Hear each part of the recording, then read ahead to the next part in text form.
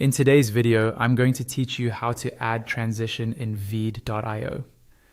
To get started, make sure you already have your project open inside the Veed editor. You should see your video on the main preview window and your clips laid out on the timeline at the bottom. Transitions are used to create a smooth visual change from one clip to another. So the first thing you need is at least 2 clips on your timeline. If you only have a single clip right now, that's totally fine. You can quickly turn it into 2 clips by splitting it.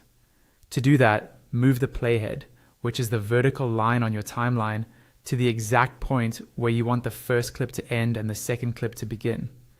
Take a moment to play around with that position so the cut feels natural. Once you're happy with the spot, click the split icon above the timeline. This will divide your original clip into 2 separate clips, sitting right next to each other. Now that you have 2 clips, click to select the first clip on the timeline. When it's selected, look just under your video preview window. A floating toolbar should appear. On that toolbar, click on the option labeled Transitions. As soon as you do this, a Transitions panel will open up on the left side of your screen. In this panel, you'll see a variety of transition styles you can choose from. Take a bit of time to scroll through and preview them. Think about the mood of your video.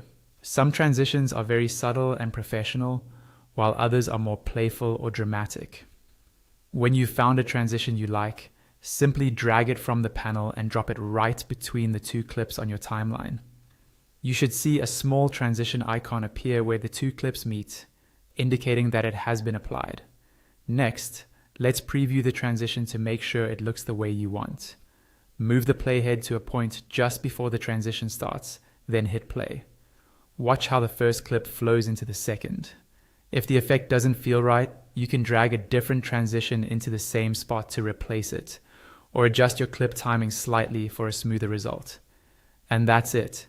You've successfully added a transition in Veed.io, and you now know how to quickly split a clip, open the transitions panel, apply a transition, and preview the result.